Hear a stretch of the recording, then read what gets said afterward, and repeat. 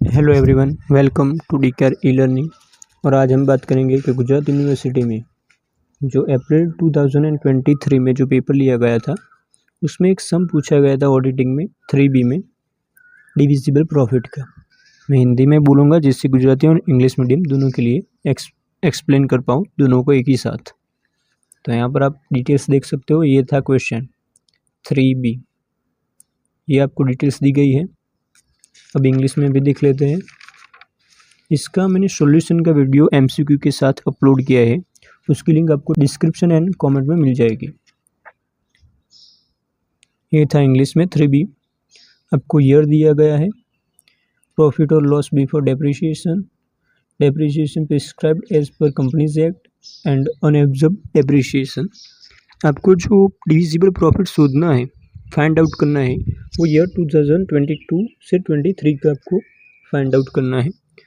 बहुत टाइम ना लगे इसलिए मैंने पहले ही गुजराती और इंग्लिश दोनों में सम का सॉल्यूशन कर लिया है। तो मैं आपको सबसे इजी तरीके से समझा देता हूँ। तो पहले तो आपको ऐसा टेबल बनाना है। देव कंपनी लिमिटेडનું વર્ષ 2022-23 માટે વહેંચણપત્ર નફો દર્શાવતું ટેબલ, વિગત, રકમ। और फिर इसे कहते हैं स्टेप 1। स्टेप 1 जिसमें आपको लिखना है चालू वर्ष 2022-23 घसारो पहलाનો नफो, यानी कि जो हमने सम में ही दिया गया है ये वाला बिफोर डेप्रिसिएशन जो 6,30,000 है। यहाँ पर आप देख पाओगे 6,30,000, बस उसको ही हमने यहाँ पर लिख लिया है। और उसमें से हमें लेस करना है करंट ईयर डेप्रिसिएशन, यानी कि चालू वर्ष 2022-23 कंपनी धारा प्रमाणेનો घसारो, जो company as per law depreciation as per law है 1,50,000, तो वो हमने यहाँ पर माइनस किया है 1,50,000 और आंसर आया है 4,80,000। उसके बाद जो हमने बाद किया है, लेस किया है, उसे कहते हैं स्टेप 2। असमाविष्ट घसारो अनएब्जॉर्ब डेप्रिसिएशन, जो एज पर लॉ में नहीं आया है। अगर कंपनी धारा कहता है आपको कि आपको 1 लाख का डेप्रिसिएशन लेस करना है, लेकिन आपने किया है सिर्फ 40,000, तो 60,000 विल बी अनएब्जॉर्ब डेप्रिसिएशन। उसका कैलकुलेशन आपको जनरली करना पड़ता है, लेकिन यहाँ पर असमाविष्ट घसारो क्वेश्चन में ही दिया गया है, so it will be easy for you. तो आपको डायरेक्टली ये ईयर लिख के ये रकम आपको लिख लेनी है। सेम यहाँ पर ये वही किया है 2020, 21, 2021 से 22, तो यही हमने ईयर लिखे है। और 15,000 एंड 14,000 ये वो हमने डायरेक्टली लिखा है और उसका टोटल करके यहाँ पर लिखा है 39,000, और वो लेस करने के बाद आएगा 4,41,000। सेम आप इंग्लिश में भी देख पाओगे, पर्टिकुलर्स अमाउंट करंट ईयर 2022 से 23 का प्रॉफिट बिफोर डेप्रिसिएशन 6,30,000 वो यहाँ पर लिखा है। और उसमें से बात की हमने current year depreciation as per law, depreciation prescribed as per companies act, इसे कहते हैं डेप्रिसिएशन एज पर लॉ, जो है 1,50,000, तो वो हमने यहाँ पर माइनस किया है। और उसके बाद आएगा ये स्टेप 1।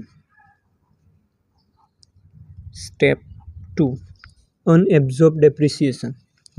जनरली सभी पेपर्स में हमें सम्स में ये फाइंड आउट करना है, लेकिन यहाँ पर इस सम में हमने गुजरात यूनिवर्सिटी में पहले ही अनएब्जॉर्ब डेप्रिसिएशन दे दिया गया है, तो हम डायरेक्टली लिख लेंगे 15,000 एंड 24,000 और 39,000 हम लेस कर देंगे। तो उसके बाद स्टेप 3 आएगा, लेस करना है मिनिमम अमाउंट। कौन सी मिनिमम अमाउंट, तो वो हम देखते हैं। तो जो हमें प्रीवियस ईयर में आप देखोगे तो यहाँ पर लॉस हुआ है, यहाँ पर आपको प्रॉफिट दिखाई दे रहा है, लेकिन ये बिफोर डेप्रिसिएशन है। अगर हम इसमें से ये बात करेंगे तो ऑब्वियसली यहाँ पर भी लॉस होगा। और यहाँ पर है 6,30,000 और इसमें से ये हम बात करेंगे तो भी प्रॉफिट ही रहेगा। तो जिस भी ईयर में हमें लॉस हुआ है उस ईयर का हमें यहाँ पर लिखना है। तो ईयर 2021 और 21 से 22, तो यहाँ पर ऐसे आपको कॉलम बना देनी है, loss after depreciation, depreciation provided and minimum value. तो डेप्रीशिएशन प्रोवाइडेड कैलकुलेट करना होगा और लॉस आफ्टर डेप्रीशिएशन वो भी हमें यहाँ पर नहीं दिया गया है, तो वो भी हमें कैलकुलेट करना पड़ेगा। तो उसकी कैलकुलेशन हम यहाँ पर देखते हैं। एक्चुअल डेप्रीशिएशन प्रोवाइडेड वो कितना था, तो depreciation as per companies act minus unabsorbed depreciation, यानी कि जो ખરેખર ઘસારો કેટલો કંપનીએ માંડી વાળ્યો છે તે માટે depreciation as per companies act Gujarati medium माटे कंपनीए करेल घसारानी जोगवाई बराबर कंपनी धारा प्रमाणेनो घसारो माइनस असमाविष्ट घसारो, यानी कि कंपनी ने आपको बोला है 1 लाख एप्रिसिएशन आपको करना है, लेकिन आपने किया है सिर्फ 40,000 माइन। इसका मतलब क्या हुआ कि 60,000 अनएब्जॉर्ब्ड है, वो आपने असमाविष्ट है, आपका उसमें आपने उसका समावेश नहीं किया है अपने डेप्रिसिएशन में, राइट। तो वो हमें दिया गया है डायरेक्टली, यहाँ पर हमने दिया ही गया है। तो हम इसके आधार पर देख पाएंगे कि कंपनी ने कितना घसारे की जोगवाई की है। तो यहाँ पर आप देख पाओगे तो depreciation prescribed as per companies act वो हमें दिया गया है 60,000, 90,000 एंड 1,50,000। इसका तो कोई बात ही नहीं है क्योंकि इसका कैलकुलेशन हो गया पूरा का पूरा, इसमें अनएब्जॉर्ब नहीं है और इसमें लॉस भी नहीं होता है। तो यहाँ पर जो स्टेप 3 है वहाँ पर हमें लिखना पड़ता है जो ओછી रकम हो, न्यूनतम रकम, घसारो के नुकसान, यानी कि आपको न्यूनतम अमाउंट फाइंड आउट करनी है जो आपका डेप्रिसिएशन हो या फिर आपका लॉस हो। तो स्टेप 3 में 2021 एंड 2021 से 2022 का हम कैसे सॉल्व करेंगे। तो आप यहाँ पर क्वेश्चन में दे पाओगे कि कंपनी धारा प्रमाणेनो जरूरी घसारो और असमाविष्ट घसारो, यानी कि कंपनी आपको कहती है आपको 60,000 का डेप्रिसिएशन लेस करना है, लेकिन आपने किया है सिर्फ, लेकिन आपने जो डेप्रिसिएशन बात किया उसमें से 15,000 उसमें ऐड नहीं हुए, वो असमाविष्ट है, अनएब्जॉर्ब्ड है। तो अपने कंपनी ने कितना घसारा बात किया होगा उसकी कैलकुलेशन आप कैसे कर पाओगे। तो यहाँ पर है कैलकुलेशन, कंपनी करेल घसारानी जोगवाई कंपनी धारा प्रमाणेनो घसारो माइनस असमाविष्ट घसारो। कंपनी धारा प्रमाणेनो घसारो 60,000 ओछा 15,000, तो आंसर आएगा 45,000 रुपीज़। ऐसे ही सेकंड ईयर के लिए आएगा आंसर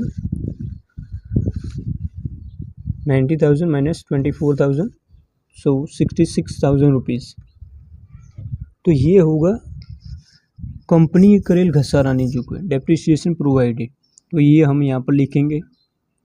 और घसारा बाद में नुकसान वो कैसे फाइंड आउट करना है, यहाँ पर आपको जो दिया गया है लॉस 1,80,000, वो घसारा पहला नो बिफोर डेप्रिसिएशन है, तो उसमें से आपको डेप्रिसिएशन बात करना है, लेकिन कौन सा, जो कंपनी ने उसकी जोगवाई की है, तो वो हमने फाइंड आउट किया है यहाँ पे 45,000, 1,80,000 में से आप बात करेंगे तो आंसर आएगा 2,25,000 लॉस।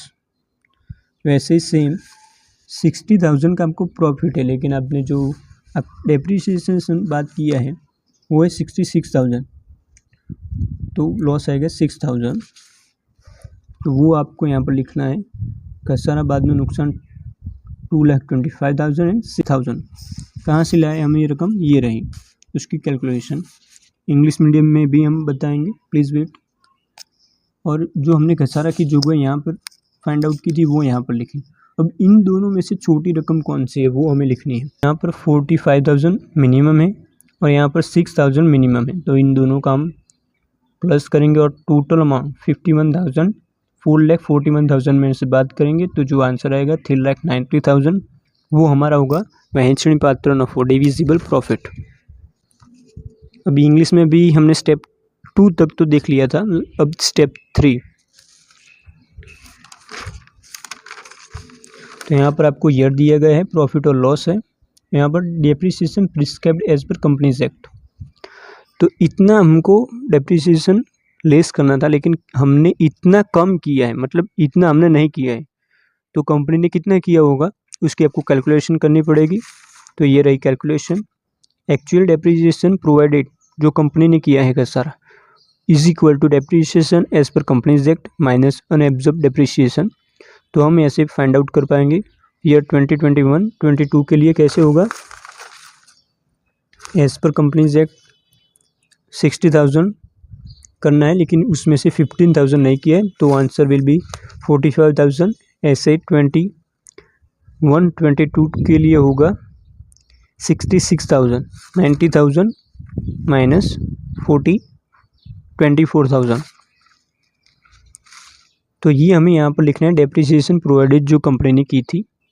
यहाँ पर हमने लिख लिया जो कंपनी ने घसारे की जुगवाई की थी। अब हमें देखना है प्रॉफिट और लॉस आफ्टर डेप्रिसिएशन। अगर प्रॉफिट है तो कोई प्रॉब्लम नहीं है, लेकिन जनरली लॉस ही होता है, तो उसकी कैलकुलेशन भी यहाँ पर की है। प्रॉफिट लॉस आफ्टर डेप्रिसिएशन, देखो हम जब प्रॉफिट लॉस कैलकुलेट करते हैं तब हम कंपनी ने जो घसारे की जुगवाई की है उसको हम ध्यान में लेते हैं, राइट। कंपनीज ने जो घसारे की जुगवाई की यानी कि ये वाली, सो यहाँ पर लॉस है 1,80,000, उसमें से हम बिफोर डेप्रिसिएशन, तो उसमें से हम डेप्रिसिएशन बात करेंगे 45,000, तो आंसर आएगा 2,25,000 लॉस। ऐसे ही 60,000 का हमें प्रॉफिट था यहाँ पे, लेकिन उसमें से हम जो घसारा की जुगवाई की है हमने कंपनी ने मीन 66,000 यानी कि 6,000 का आपको लॉस आएगा।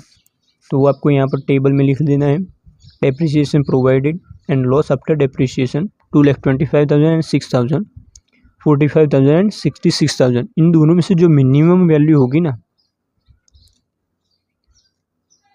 मिनिमम अमाउंट पर डेप्रिसिएशन और प्रॉफिट आफ्टर डेप्रिसिएशन के बाद का, उन दोनों में से जो मिनिमम अमाउंट है वो लेनी है।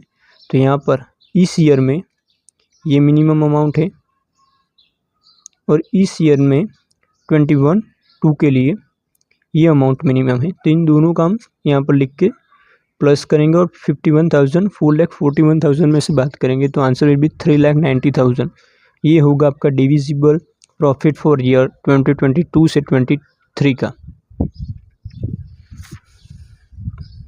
और अगर हम इसी समय बात करें, अगर आपको कंपनी का